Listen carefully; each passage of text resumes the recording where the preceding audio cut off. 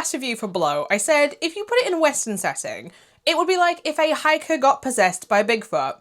Which got me thinking, and after hours of browsing elbows deep in IMDb, no, I couldn't find a movie that matched that exact description, but I found something fairly close because a Bigfoot murdering a paranormal investigative YouTuber isn't that far of a stretch. But if you don't know anything about Feet of Death from 2024, and no, it's not a horror comedy with that name, let me quickly fill you in.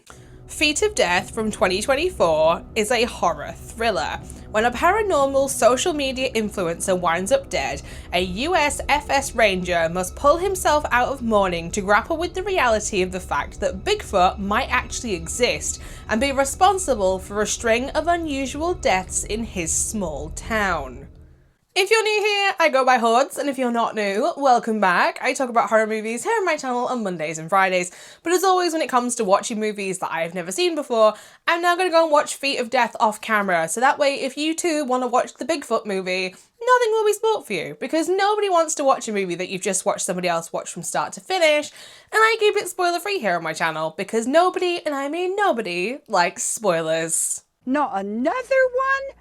It's happening all over again, but I can't say in this case that I'm mad and this is going to be a rant review, but dear God, was this a disappointment? It's horrible. Horrible.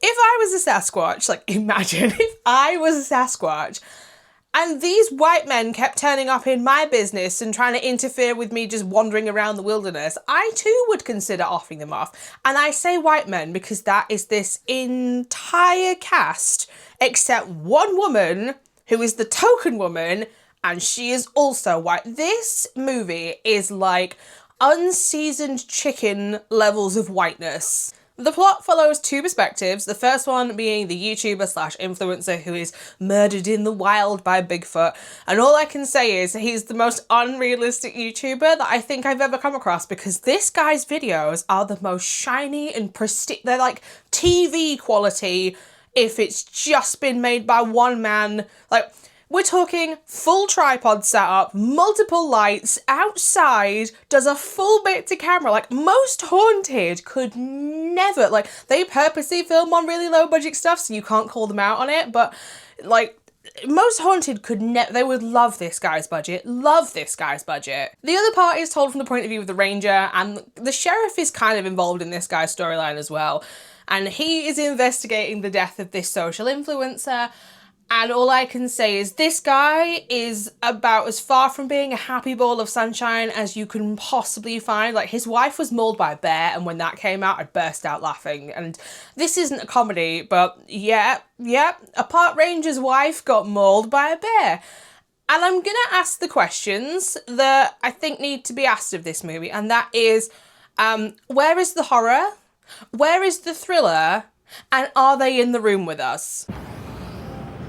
No. When I say that the pacing of this one is slow, I mean like it's the slowest thing that I think I've ever seen, which is saying something because I recently watched a few slow burn movies, including The Other Lamb, and dear God, was that a slow burn movie. This is an hour and 45 minutes long. You could cut 20 minutes out of this, all of the pointless dialogue, a side story involving the woman that found the dead influencer, and it would massively make an impact on the pacing of this. There is no tension building whatsoever for a horror thriller movie. Like, you named your movie Feet of Death and it's not a horror comedy. Like, that's immediately a missed opportunity in my opinion. It's just far too long. It's far too long for the amount of content here. And when I tell you as well that the ending is not satisfying in any kind of way, it's really not. If you're going to make your movie an hour and 45 minutes long, it better be worth me sitting through an hour and 45 minutes or I'm going to call you out on it. And I'm telling you, hour and 45 minutes ain't it, sis? Quick. The acting in this is questionable and horrible, and this may say more about me than you might want to know, but I'm putting it out there. I have seen better acting in Corn movies than I have seen in this movie, and let's just say those actors are not hired because they can read a script really well. Like, the amount of drama in this movie between characters, like, loggerheading the entire time, like the sheriff and the ranger, And it seems to be a requirement if you are a man in this movie that you must grow a beard. And the bigger and bushier your beard is, the more respect you have by everybody in the town. Sheriff, lovely full luscious beard. Everybody in town respects this guy's opinion. Our moody ranger, who's a happy ball of sunshine, pathetic little beard and nobody can stand it. Like, it really is like that level of petty. And I'm petty, but this ain't the good kind of petty. The Sasquatch in the... No, girly pop. No, it's not it. If you can make the Sasquatch that looks like Tom Selleck from Abominable look like he belongs in a James Cameron movie, you know you're doing a bad job. It is clearly a man in a suit, and I'm going to leave it at that because you see the Sasquatch twice, 3 times at a push if you include a silhouette in this, and 2 of those times it's a man in a suit. It's very clearly a man in... Like, we're talking somebody went to Spirit Halloween and bought the Sasquatch special for $40 kind of suit. Roaring noises in the dark, I'm not going to include as, like, Bigfoot moments because, as far as I'm concerned, if I don't see what is making the roaring sounds, you can't claim that it is Bigfoot making the noises. Because you know what also roars in a forest? A fucking bear. I'm smarter than the average bear. There's a fight sequence in this between 2 men, not even between a man and a Bigfoot, and I have seen better choreographed sequences in a wrestling ring between amateurs where somebody throws a punch and it stops like this far from the actual person. Like, horrible, horrible, horrible fight sequences. The soundtrack isn't horrible, I'll give them that, but I do still have a problem with it, and that is there'll be 2 characters having some kind of conversation, they will be fluent in their sort of dialogue, and the music will come in underneath and it is way too loud and you can't hear the conversation anymore. Like, down a little bit. As somebody that puts music in their video, just knock it down a little bit. Take it down a few and it'll be fine. There's some beautiful scenery shots in this that are done by a drone. I'm going to say it because I think this needs to be said. If you can't get beautiful scenery shots with a drone for a movie, why are you in this career? Like, it's the most basic and just like... Anybody, I could do it. Give me a drone, I'll go and get you some beautiful scenery shots, but I'm not the one trying to make a movie. Scooby-Doo, take note. To top it all off, and I screen grabbed this because I didn't think anyone would actually believe me if I just said this, so here's the evidence.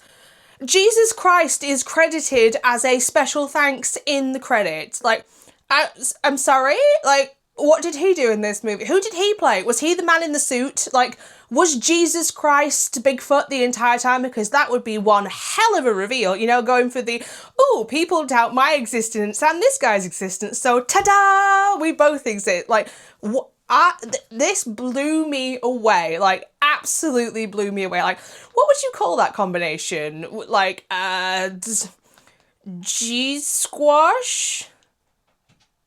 Squatchesus, that's what we're going to call him. I don't have a problem with people being religious, just don't expect everybody else to have the same beliefs that you do. But in my 33 years of existence, I have never seen a movie credit Jesus Christ in its special thanks. And that is saying something because I have seen Tsunami, which is a horror movie apocalypse with giant bees and zombies made by fundamentalist Christians. In the end, I'm going to give Feet of Death from 2024 a 1 out of 5 stars. I have to. It's horrible. It's horrible. If you make me sit through an hour and 45-minute movie, I want to see you Bigfoot, and I want to see you actually do something. Like, how hard is it to make Bigfoot into a horror movie? Like, I'll do it at this point. Like, should we crowdfund? We'll make it so, like, the whole horde will come together. We can, like, assign camera operators and sound and lighting, like, because it's the only way it's going to happen at this point. Like, let's go, crowdfund, Indiegogo. I'm pulling back an old joke from the last episode here, but this is normally when I would be like, if you like your horror movies flavoured with all of these things here, then you should watch this movie.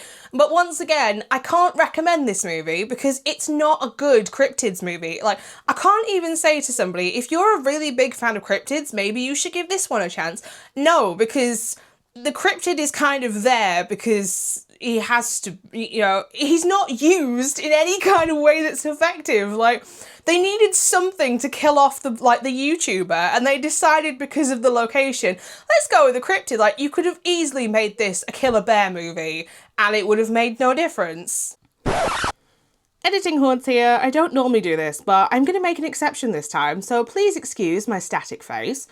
I just needed to pop back in and add that this movie is actually made by a family, whether that is by blood or by marriage, and they're friends, which I wouldn't normally have an issue with, as there are many family teams out there making movies together, but they aren't doing what this family seems to be doing online.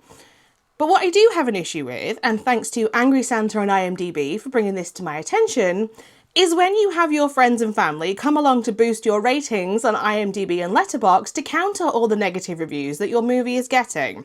I had time and I checked, and I see you all there posting 8, 9 and even 10-star reviews claiming that it's a masterpiece. Just like the horror and the thriller is the masterpiece in the room with us. You didn't even try to be subtle, which is what set everybody's sus alarms going off in the first place, and you got called out for it. And I am going to call you out for it. AngrySanta's review will be in the description bar if you do wish to read it, but I recommend reading all the reviews trashing this and calling them out for boosting their ratings.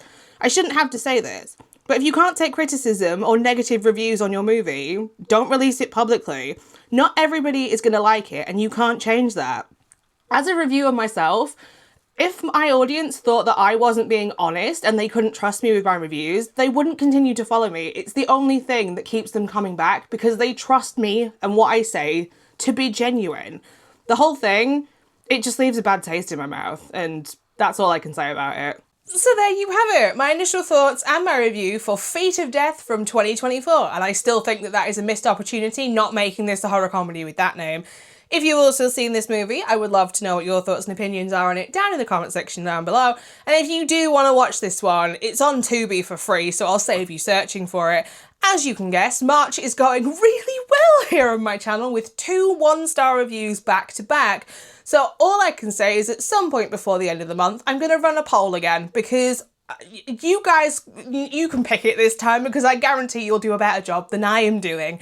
If you would like to know where else you can find me, I am also over on Instagram and Letterboxd at HordesOfHorror, where I post every single horror movie that I watch, not just the ones that I talk about here on YouTube. But speaking of YouTube, I'll be back on Monday with another solo movie review. And at this point, I have no idea what I'm going to watch because I'm scared to name something and it'd be the 3rd 1-star review in a row. So check my community page on Sunday to find out what I've actually picked. So until next time, bye.